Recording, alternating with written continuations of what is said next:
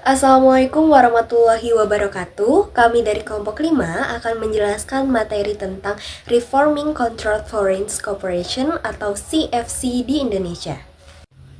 Anggota kelompok kami terdiri dari yang pertama Dila Nuraini, yang kedua Dinda Laraswati, yang ketiga Grace Natalia Manalu, dan yang keempat saya sendiri yaitu Lulu Ardelia Kholilah. Baiklah, terima kasih atas kesempatannya. Pendahuluan, adanya sistem atau prinsip pajak yang dianut oleh suatu negara akan dipengaruhi beberapa hal.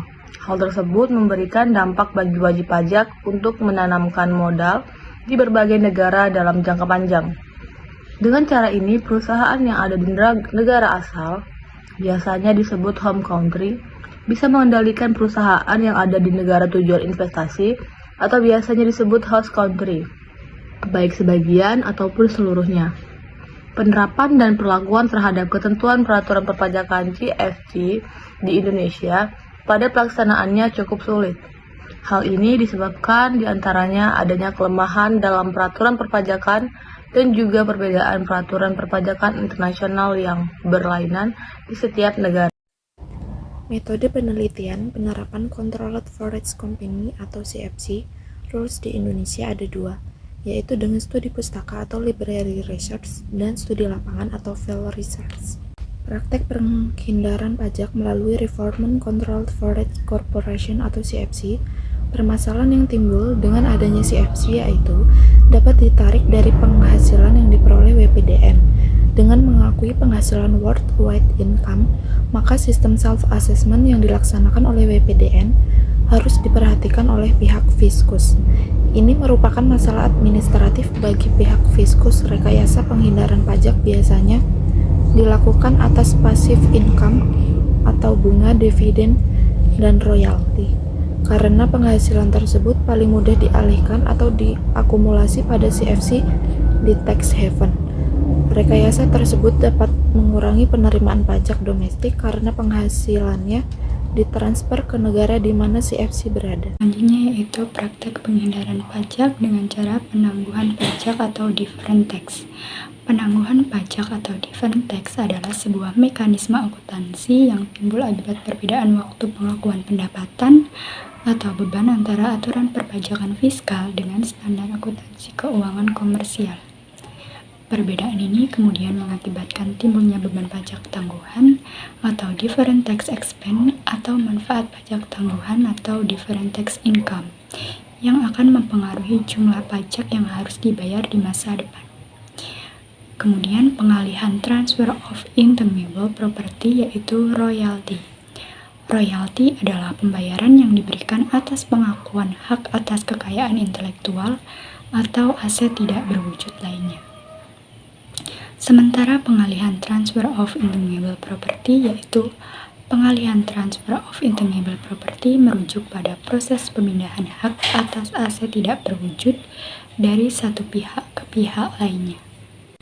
Yang selanjutnya yaitu upaya pemerintah mencegah penghindaran pajak melalui penerapan CFC rules. Yang pertama itu ada pengawasan penghindaran pajak atau CFC, yaitu pengawasan yang dapat dilakukan untuk badan usaha kendali luar negeri yang dikendalikan oleh WPDN dengan meneliti administrasi perpajakan, yaitu surat pemberitahuan dan melakukan pemeriksaan atas transaksi yang dilakukan oleh WPDN. Kemudian yang kedua itu ada deteksi penghindaran pajak CFC dan tindak lanjutnya. Usaha atau tindakan yang dapat dilakukan pemerintah untuk menerapkan peraturan CFC dengan melakukan pendeteksian awal atas penghindaran pajak.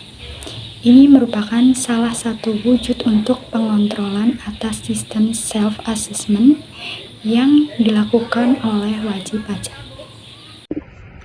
Selanjutnya yaitu contoh kasus.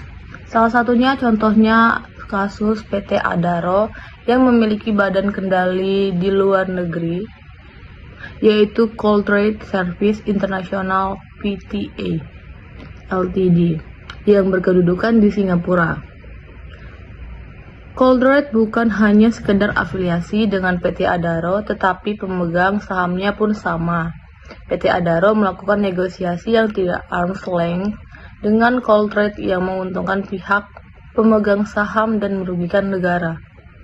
Negara diperkirakan telah dirugikan 400 miliar per tahun.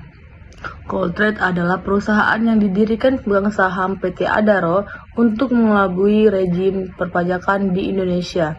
Perusahaan ini merupakan perusahaan kertas atau paper company yang berfungsi menggeruk laba dari membeli batu bara dari Adaro.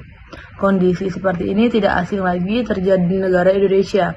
Ini merupakan salah satu contoh transaksi internasional dengan bentuk badan kendali luar negeri oleh wajib pajak dalam negeri. Selanjutnya, saya serahkan kepada moderator. Jadi, kesimpulannya yaitu CFC Rules di Indonesia menerapkan destined jurisdiction dengan pendekatan entity approach dan pengecualian terhadap badan usaha di luar negeri yang sahamnya diperdagangkan di bursa efek. Pengawasan atas CFC dilakukan pemerintah melalui SPT, himbauan, dan pemeriksaan. Deteksi penghindaran pajak CFC dilakukan pemerintah melalui penyusunan profil wajib pajak, kerjasama dengan otoritas pajak negara lain, dan kerjasama dengan Bank Indonesia. Direktorat Jenderal Pajak belum memiliki prosedur untuk mengumpulkan, menganalisa, dan menindaklanjuti atas data atau informasi penghindaran pajak WPDN atau wajib pajak dalam negeri melalui CFC. Demikian presentasi dari kelompok kami. Kami akhiri. Wassalamualaikum warahmatullahi wabarakatuh.